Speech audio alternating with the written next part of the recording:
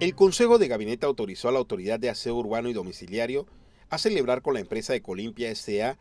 un contrato transitorio de 2 años con un periodo de prueba de 3 meses para la operación del relleno sanitario de Cerro Patacón. El consorcio de Ecolimpia, que fue seleccionada mediante el procedimiento de cotización en línea, completó satisfactoriamente 30 puntos del cumplimiento de acciones ambientales y laborales que deben ejecutar para operar las 160 hectáreas del relleno. En el periodo transitorio de la operación del relleno, se realizará la preparación de pliego de cargos para una licitación internacional que incluye el procedimiento de desechos sólidos con la última tecnología moderna existente en el manejo de este tipo de rellenos. En otras informaciones, el presidente de la República, Laurentino Cortizo Coin, participó de la plenaria virtual de jefes de Estado sobre la cumbre de la democracia, dirigido por el mandatario de Estados Unidos, George Biden. En su intervención, el mandatario panameño dio algunas reflexiones personales sobre la democracia y mencionó que la democracia es también respeto por los derechos humanos, la diversidad, la justicia, el imperio de la ley, la transparencia, la libertad de expresión y vivir dignamente.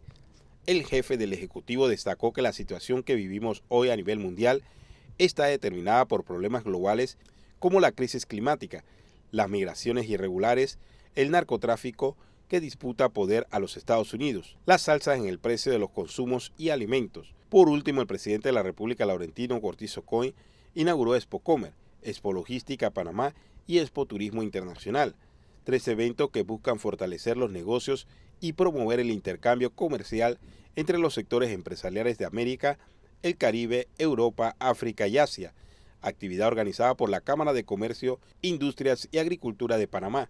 El mandatario Cortizo Coin manifestó que esta vitrina del comercio mundial es otro impulso hacia la consolidación de la economía de nuestro país, que el año pasado tuvo un crecimiento del 10.8%, superando todas las proyecciones de instituciones locales y organismos internacionales.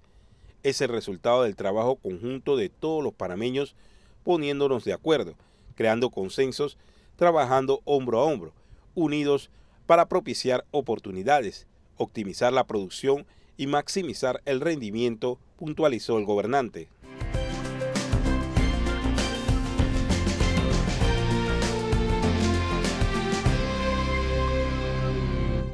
Bien amigos, desde Tono Sí estamos en una interesante conversación con la ministra de Desarrollo Social, Marinés Castillo, sobre la labor que la administración Cortizo ha desarrollado en esta área en la lucha contra la pobreza y la extrema pobreza. Antes de entrar en materia, solamente para finalizar con el último bloque, que a lo mejor a mucha gente se está haciendo esa pregunta, háblenos de qué diferencia hay entre lo que fue el COIF, que se desarrolló en los años 70, y el CAIPI que se está desarrollando ahora. Bueno, los COIF también veían un tema era un estilo de guardería y que sobre todo para los funcionarios públicos, los hijos de Comenzó en Contraloría, ¿no? en los hijos de los funcionarios públicos, y eran los centros de orientación infantil. Exacto. Los CAIPI son centros de atención integral a la primera infancia. Es otra calidad. Es otra calidad, pasa de la orientación a una atención integral que, como hablaba, el tema de nutrición, el tema de salud y demás, que de alguna manera u otra se ven dentro del centro de atención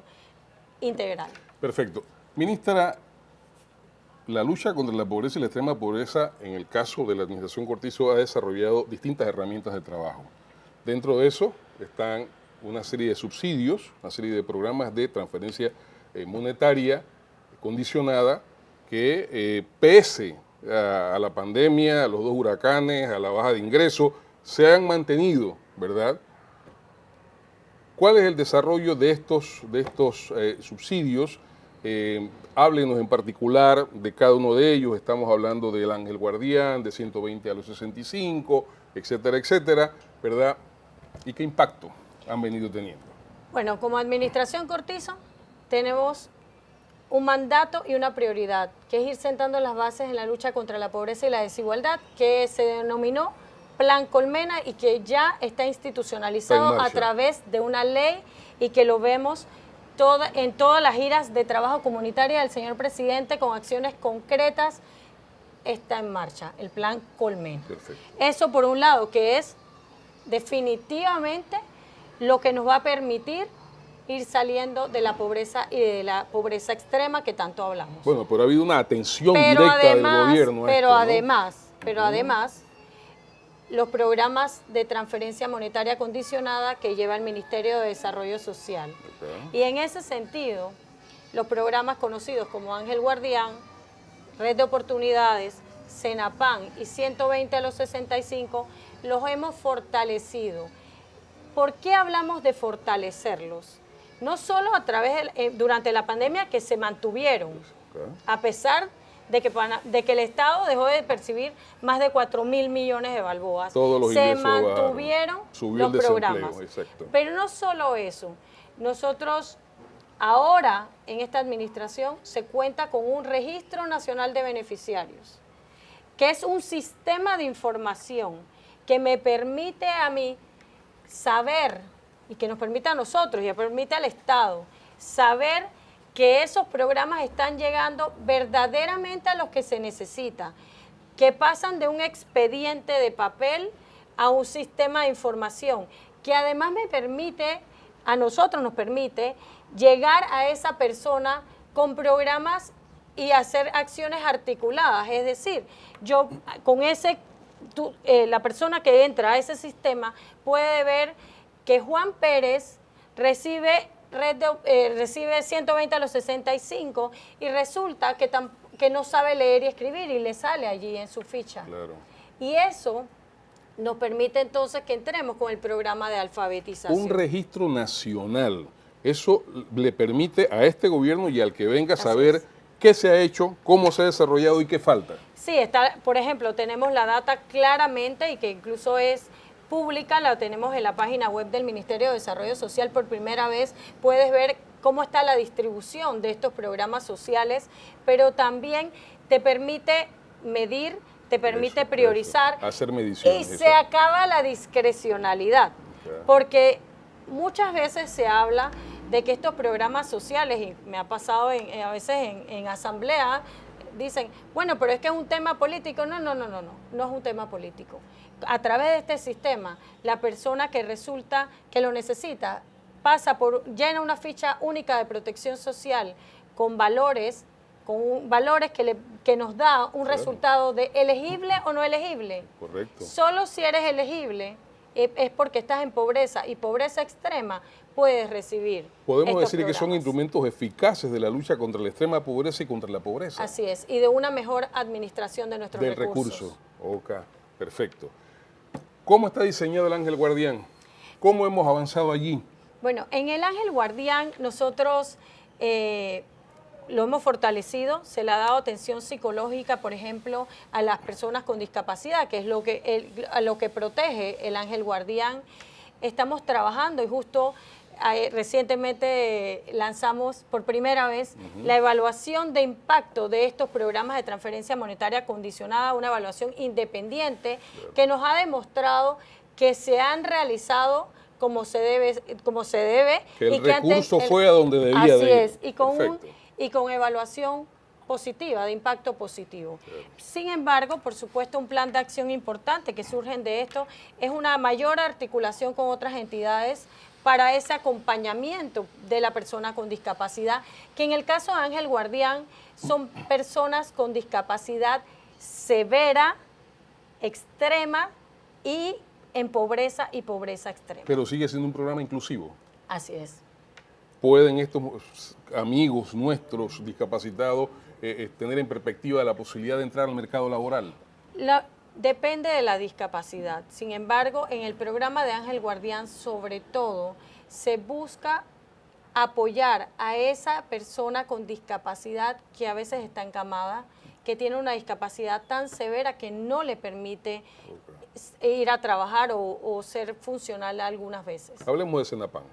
Senapan busca la inclusión productiva y la nutrición de la familia en pobreza y pobreza extrema.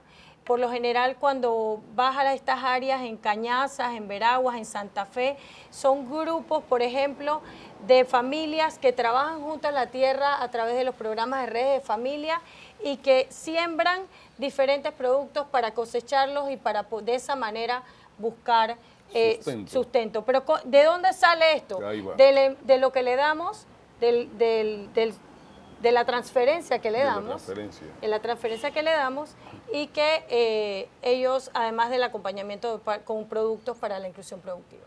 Hace algunos días se ha aprobado la ley de seguridad alimentaria. ¿Están vinculados estos dos escenarios? Así es, nosotros definitivamente, bueno, primero es súper positivo para Panamá, creo que es un hito importante no solo para nuestro país, incluso se habla de que es Creo un que es ejemplo para para la la región. región.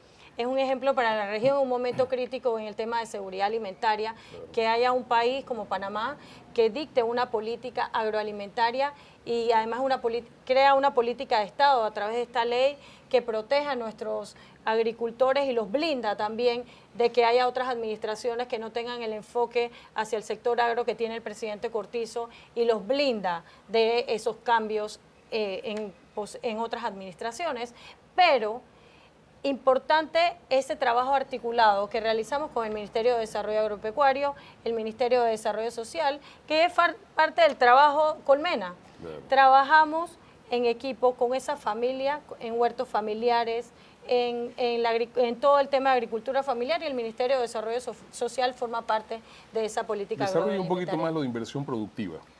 Nosotros tenemos el programa de redes de familia, que ha beneficiado a más de 8.000 familias de los programas de transferencia monetaria condicionada. ¿Qué buscamos con esto? Las capacitamos. La capacitación, en la mayoría de los casos, la da el Ministerio de Desarrollo Agropecuario y las instituciones del sector agropecuario que nos acompañan con la metodología de escuelas campo. Además, le damos productos, se les dan semillas o la última gira de trabajo comunitaria con el señor presidente entregamos sistema de riego para esas familias y demás. Se les da eso, se les da acompañamiento, se les da capacitación, se les da educación financiera.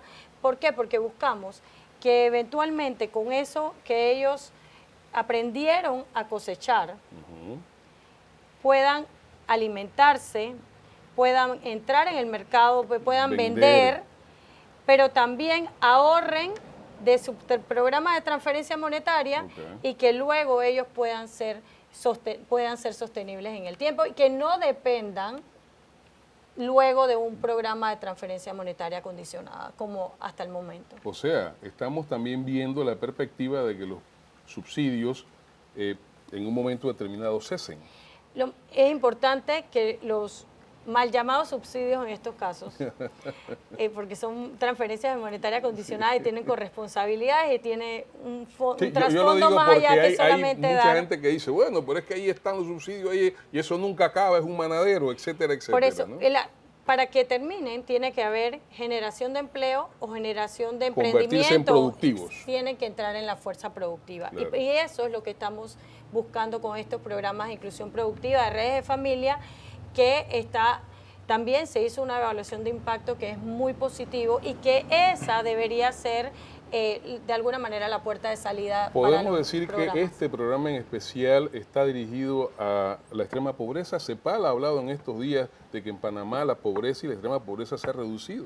Definitivamente que estos programas de transferencia monetaria condicionada han tenido un impacto positivo en la disminución tanto de la pobreza como de la pobreza extrema en nuestro país por muchos años, y sobre todo también, y creo que es importante recalcar que este es un programa que también llevamos en el gobierno nacional y que el ministerio lo ha ejecutado, que es el programa de Vale Digital en medio de la pandemia, claro. Un programa de protección social por pandemia, y este programa, y está comprobado, así lo han dicho los organismos internacionales, que ha permitido que personas en pobreza no bajen a pobreza extrema y que incluso ha mantenido a personas dentro de la clase media. Claro.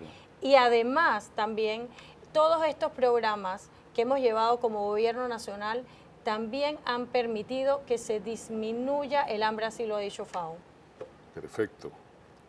120 a los 65. Nosotros estamos hablando de la gente que ya fue productiva, que ya no tiene hacia adelante otra posibilidad y que en algún momento el propio sistema dejó de lado porque no tienen acceso a una pensión, no tienen acceso a una jubilación, etcétera, etcétera. ¿Cómo está diseñado esto? ¿Hacia dónde va y qué hemos logrado allí?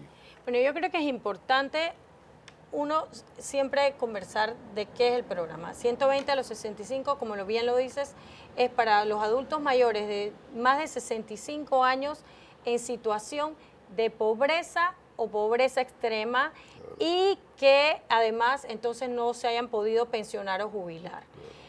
Tienen que estar en pobreza o pobreza extrema. Creo que en su momento se mercadeó mucho y se mercadeaba a que cumplía 65 años y cualquiera podía aplicar. Y no es así. No es así. Lo que hablaba de la ficha única de protección social, que debes cumplir con unos requisitos que te marca claramente si estás en pobreza o pobreza extrema. Pero viendo en ese sentido, es importante, es una población prioritaria y vulnerable, en el sentido de que nosotros vamos en una curva de envejecimiento. Cada día vivimos más y sí, eso es muy positivo para nuestro país. La expectativa de vida ha aumentado. Sin embargo... Hay cifras que hablan de que hay un montón de centenarios en nuestro país, que ya pasan de 1000 y pico. Así es. Pero tenemos un reto y desafío muy grande para que nuestras infraestructuras, nuestras atenciones y nuestra visión también le dé calidad de vida y enfoque prioritario a la población adulta mayor, tanto para los que conforman este grupo que está beneficiado por 120 a los 65, como el resto de los adultos mayores, que además es una oportunidad de crecimiento que tiene nuestro país con la economía silver, la economía plateada, y nosotros en el Ministerio de Desarrollo Social en ese sentido hemos presentado un proyecto de ley a la Asamblea Nacional para la protección del adulto mayor, que viene siendo el resultado o la parte de cierre o en marco de política pública luego de haber realizado protocolos, legalizaciones también de todas las casas hogares de adulto mayor que no son del Estado, las privadas que también tienen una responsabilidad de cumplir con estándares de calidad de atención a esos adultos mayores, que también era un reto importante. Dos aspectos en este tema que usted acaba de tocar. En primera instancia, hay alguna gente que dice, bueno, es que a veces el recurso no le llega directamente al adulto mayor. Alguna gente dice, bueno, sí, con eso han podido comprar medicina, pero otros dicen, bueno, es que no les llega. Y lo otro, el segundo aspecto, en efecto, la vigilancia para que los adultos mayores no sean maltratados. Acabamos de tener por ahí una situación dramática con dos y eso preocupa mucho. Bueno, ¿cómo vemos eso? En el tema de si están, creo que importante con la evaluación de impacto de los programas, en el tema de 120 a los 65 se marca claramente que es una falacia lo que todas a veces, porque dudamos. Si de verdad se hablaba mucho de que las familias se quedaban con los dineros de los viejitos no les llegaba nada. Bueno, en la evaluación de impacto sí sale que los adultos mayores están recibiendo su dinero de 120 a los 65, sí se está cumpliendo con eso y que incluso no solo le permite alimentos y medicamentos, sino también le permite incluso ayudar al cuadro familiar.